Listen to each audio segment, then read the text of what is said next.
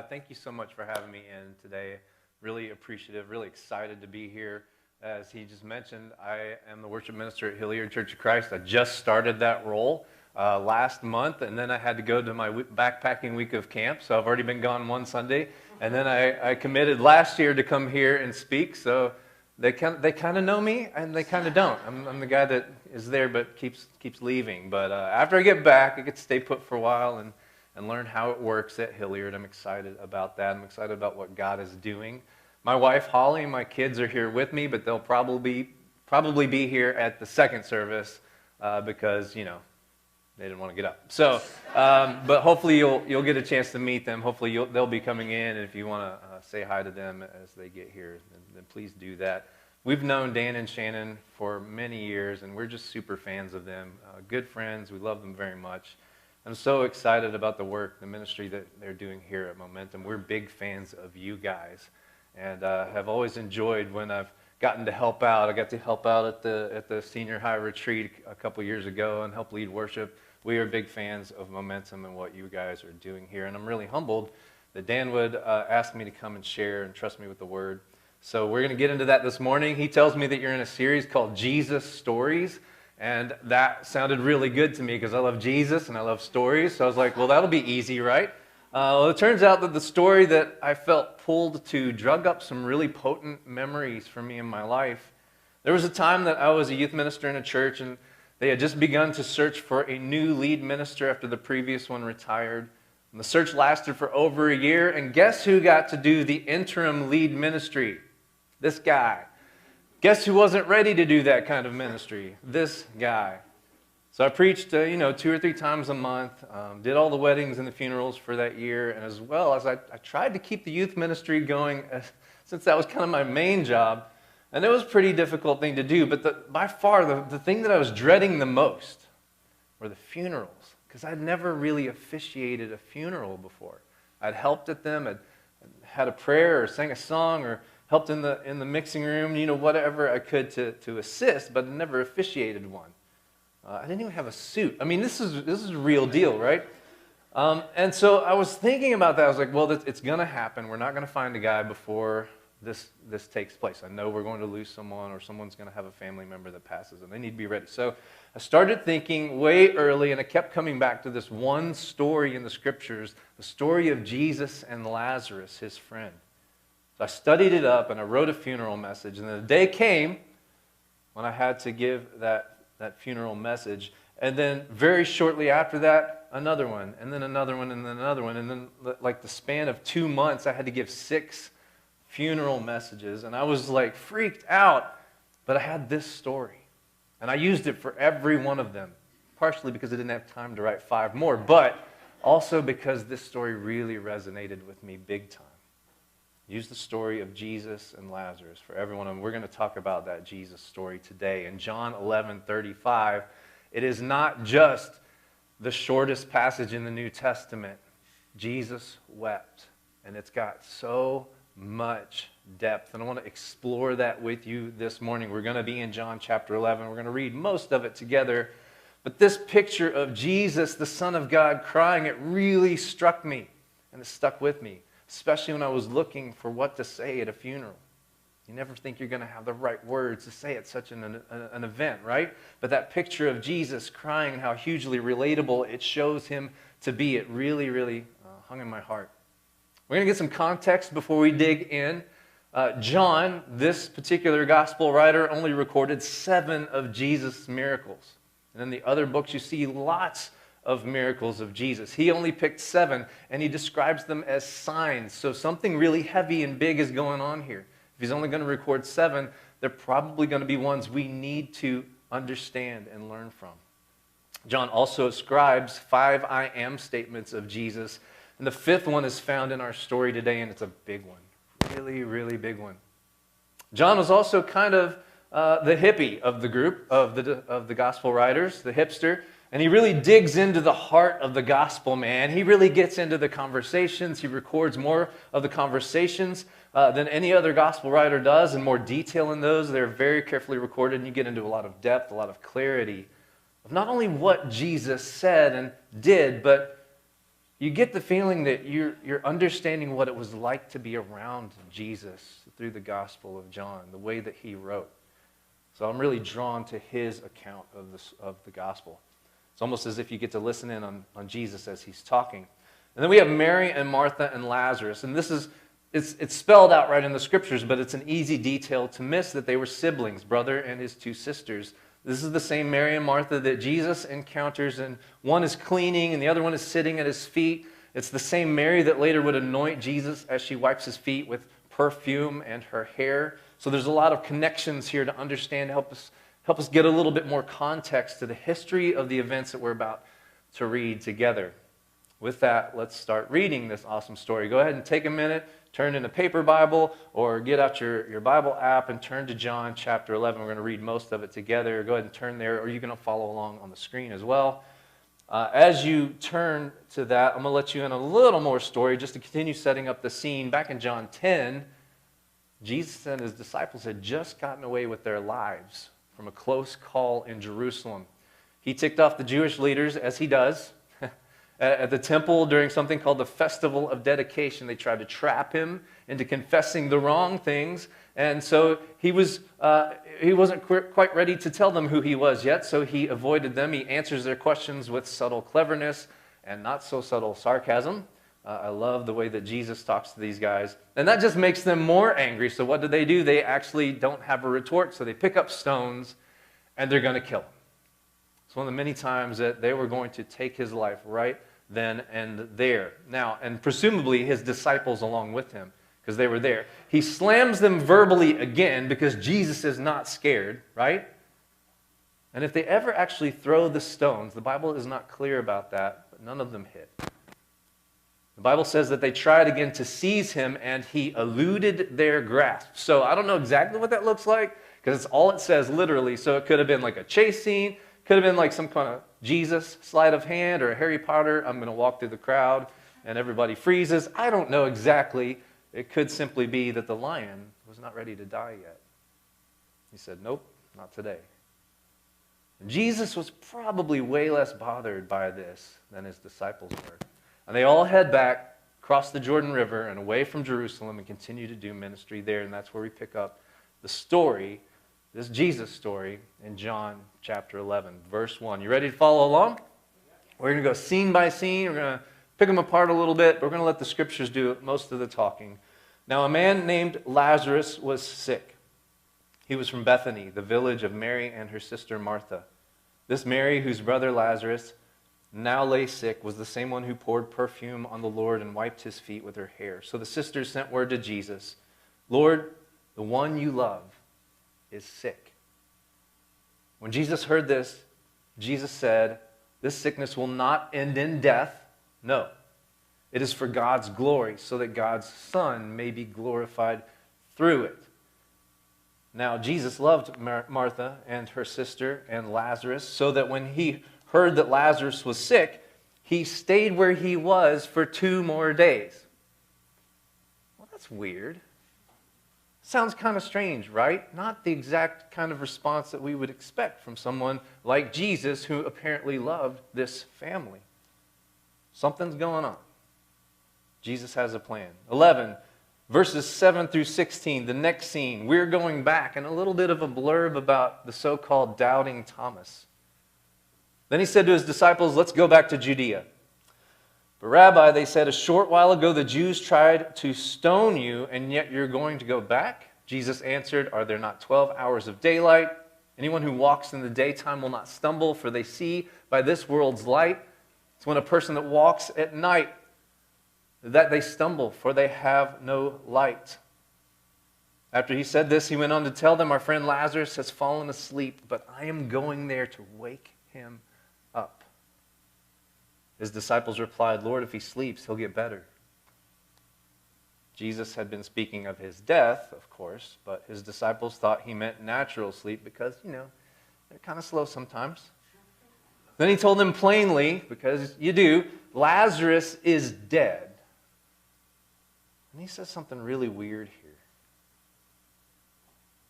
For your sake, I'm glad I was not there, so that you may believe.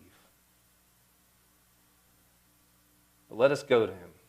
Then Thomas, doubting Thomas, also known as Didymus, or the twin, said to the rest of the disciples, "Let's also go so that we may die with him." You know, doubting Thomas gets a bad rep sometimes because of his infamous failure, but he sounds pretty faithful here. On to the next scene, 11:17 through 27. Guilt trips and promises and the resurrection and the life. On his arrival, Jesus found that Lazarus had already been in the tomb for 4 days. Remember that number, 4 days. Now Bethany was less than 2 miles from Jerusalem, and many Jews had come to Martha and Mary to comfort them in the loss of their brother. When Martha heard that Jesus was coming, she went out to meet him, but Mary stayed at home. "Lord," Martha said to Jesus, "if you had been here, my brother would not have died. But I know that even now God will give you whatever you ask." Jesus said to her, "Your brother will rise again."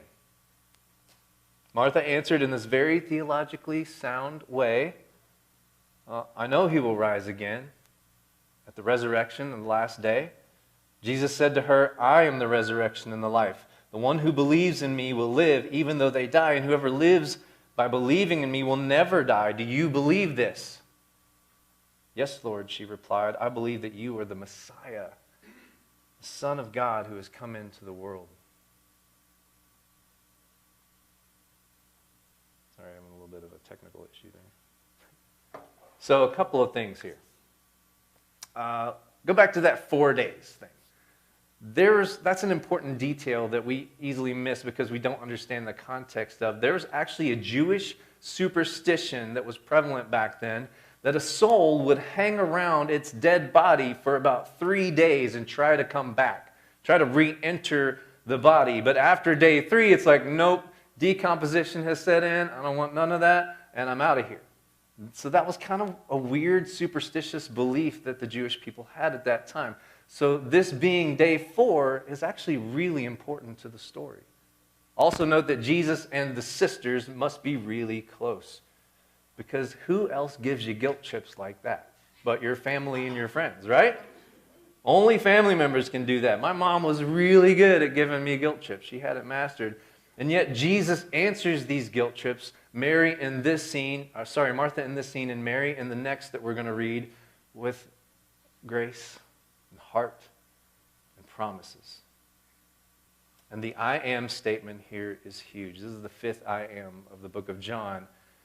And Jesus doesn't say, notice he doesn't say, "I can resurrect him," or "I'm super powerful and I can raise the dead. Won't you just trust me?" Because that wouldn't be descriptive enough. He says something even more powerful. He says this, "I am the resurrection. I am the life." And that's way better. So much more powerful. But you know, in this story, the Jesus and Lazarus story, what happens next, in this next scene, is what really throws me for a loop, really gets me. That's in 11:28 through 36. Angry Jesus wept. After she had said this, she went back and called her sister Mary aside. "The teacher is here," she said, "and is asking for you." When Mary heard this, she got up quickly and went to him. Now Jesus had not yet entered the village, but was still at the place where Martha had met him. And the Jews who had been with Mary in the house, comforting her, noticing how quickly she got up and went out, they followed her, supposing that she was going to the tomb to mourn. Now, this next verse, I want you to picture this in your head so that you get the brevity of the situation that's going here. Just imagine Mary running up to Jesus. It says this, when Mary reached the place where Jesus was and saw him, she fell at his feet. Said, "Lord, if you had been here, my brother would not have died." So the same guilt trip, but maybe with a little more passion, a little more emotion, a little more brokenness. Because this happens next. When Jesus saw her weeping, and the Jews who had come along with her also weeping, he was deeply moved in spirit and troubled. Remember that phrase. He was deeply moved in spirit and troubled. "Where have you laid him?" he asked. "Come and see, Lord," they replied. Jesus wept. Then the Jews said, "See how he loved him?" But some of them said, "Could not he who opened the eyes of the blind man have kept this man from dying?" How amazing that they know what he can do, but they still don't get it. We'll come back to this scene in a moment, because this is where I want us to sit. But let's finish the story first. Next scene, 11:38 through 44, a resurrection from the dead. Spoiler alert, right? Jesus, once more deeply moved, came to the tomb. It was a cave with a stone laid across the entrance. "Take away the stone," he said. "But Lord," said Martha, the sister of the dead man, "by this time there's a bad odor. He's been in there for 4 days." Jesus said that, "Did I not tell you that if you believe, you will see the glory of God?" So they took away the stone. Jesus looked up and said, "Father, I thank you that you have heard me. I knew you always hear me, but I said this for the benefit of the people standing here, that they may believe that you sent me." And when he had said this, Jesus called out in a loud voice, "Lazarus, come out." And the dead man came out, his hands and feet wrapped with strips of linen and a cloth around his face. Can you imagine? Jesus said to them, "Take off the grave clothes and let him go." Man, what a story. And this isn't just, like the end of one of those movies is based on the events of a true story. This is true. It really happened. This is history. What a story. Especially when you understand the context of family, the friends, and how Jesus fits into this. There's so many places we could go with this text. It could be a series, right? So much depth. But I want to explore one main thing with you this morning. It's the kind of thing that's easily missed, but hugely important and a really big deal, very powerful. So I have these weird questions that come up when I'm studying Scripture, and these are my thought process as I was going through this, trying to understand it better, trying to get what the nuance, the details of this story really mean for us. So I have these questions. If Jesus said, "This sickness will not end in death, but will be for the glory of God," and if Jesus said, "He has fallen asleep, but I'm on my way to go wake him up," and if Jesus said, "I'm glad for you that I wasn't there so that you may believe," and if Jesus said to Martha, "Your brother will rise again," and if Jesus said, "I am the resurrection and the life," if Jesus said all these things, then there is overwhelming proof that he knew exactly what he was doing, exactly what was going to happen to Lazarus, and exactly the fact that he was going to raise him back to life. Then I have one big question. Why did he cry? Why did Jesus weep? Is it even possible for God to cry? He knew what he was about to do. He knew that his friend would be raised to life. He knows how powerful he is, and he cried. Why? And not just a cry like a one sad tear at a movie cry, but a grown man cry. And according to the best translation of this passage, it was an angry cry. He was deeply moved in spirit and troubled.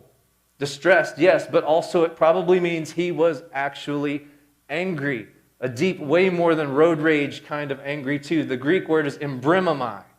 In ancient Greek, this word describes the snort of an angry war horse. Literally. And as attached to humans, it conveys outrage, fury, and anger. That changes the story just a little bit, doesn't it? A lot of modern translations actually go ahead and say Jesus was angry. A couple of points of exploration. I just want to share with you some of the things that I think, and looking at my life and some of the experiences that I've been through, that some of them are going to be probably relatable for you. I hate death. A few pictures of it will forever remain burned into my mind. The first one, my earliest memory of being hit by death, was seeing my dad break down at my grandpa's funeral. Just losing it. Ugly cry. I'd never seen Dad cry before, not even a little bit, at least not that I can remember. And at the time, I think that upset me more than losing my grandpa. The second memory of death that I will never forget is a dark hospital room as he held my mom's hand, right? And she finally took that last breath. I'll never forget that. It's like all the air was sucked out of the room. There's this overwhelming sense of loss and anger that I have continued to feel since she died from cancer way back in 2008. I can tell you, I'm not over it. I'm not okay with it. There's this unshakable feeling that this is not something we were ever meant to experience. We're not strong enough. When you look at the biblical accounts of Eden and sin and the curse, when you look at the thing called the tree of life in the Garden of Eden and how we were kicked out because of that, so we wouldn't have access to it, and then you fast forward to the book of Revelation, you see it again, and you see that its leaves are for the healing of the nations and eternal life. That tells me God had a plan, and death wasn't part of it. Of course, we messed it up. You start to get this biblical sense that this death thing is literally wrong. It isn't supposed to be this way. It just doesn't feel wrong. It is wrong. As Christians, we don't fear death, but for now we feel its hurt. And it hurts like nothing else. Well, enough about me. Let's talk about what we can know through Jesus' perspective. When we look at the scriptures and we see who he is, let's think about this story, the story of Jesus and Lazarus, from his point of view. One, he loves his creation. He was there at the beginning, and he's there at the end, making all things new.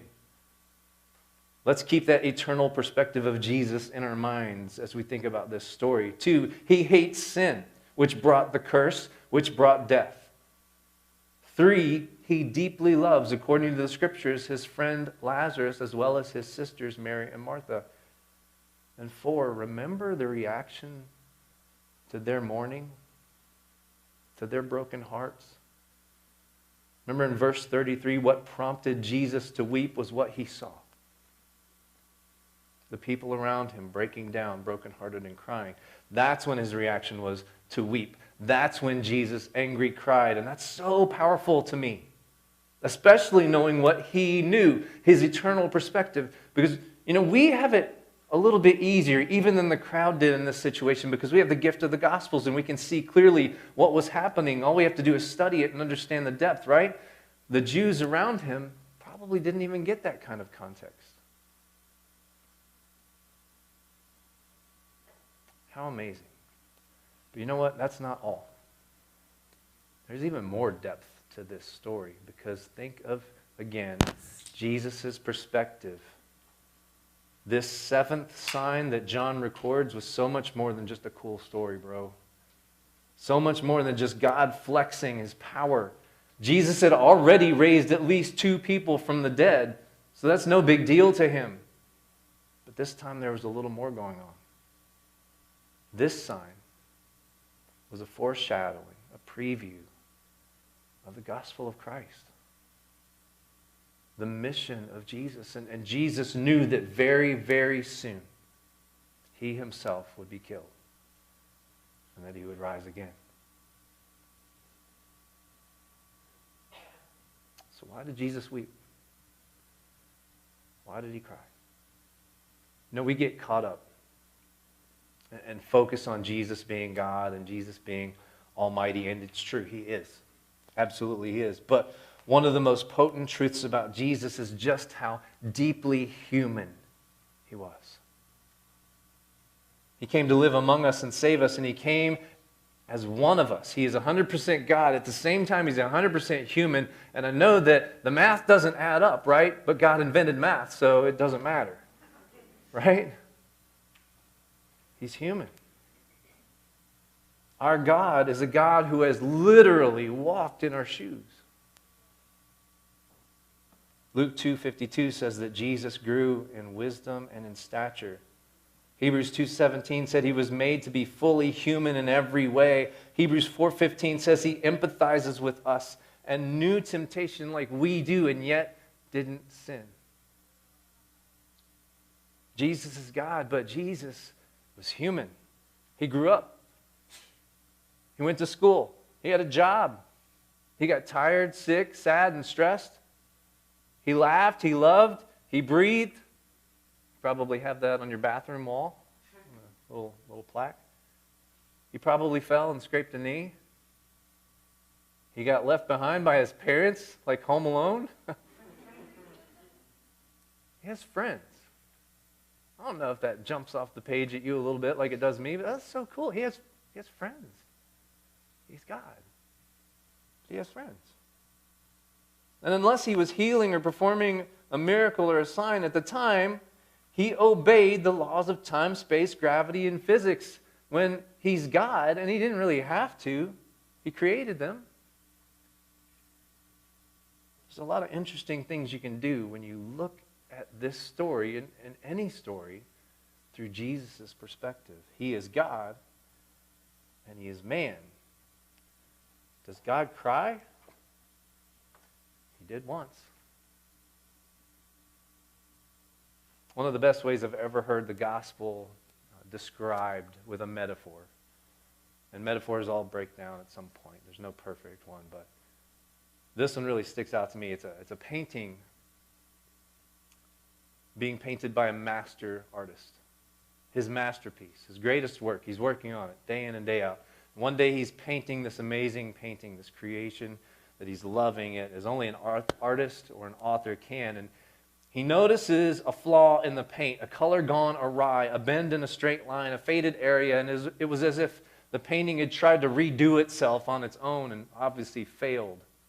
He sees it.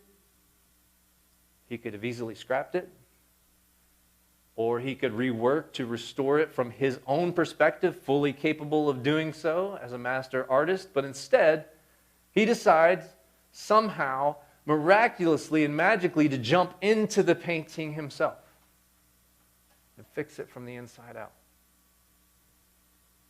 The painter joins the painting. The creator becomes what he's created in order to save it for good. And he sacrifices so much to do it that way, but it's the only way he can be truly satisfied in the restoration of his work. If he does it himself.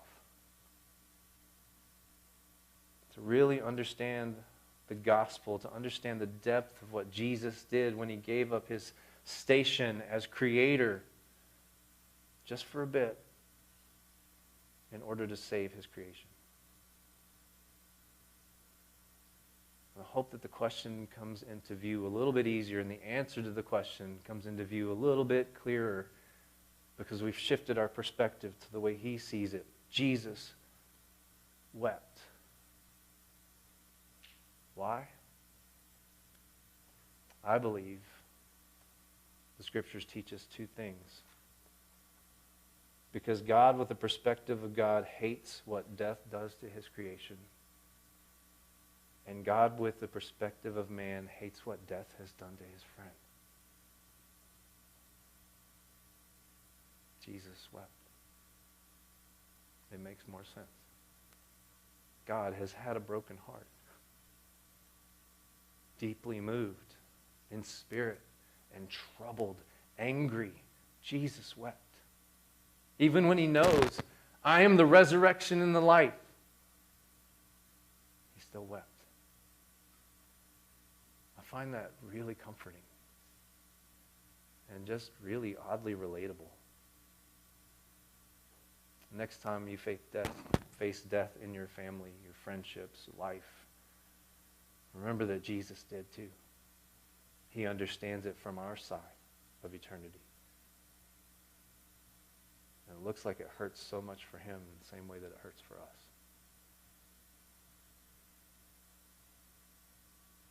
We have a God that truly understands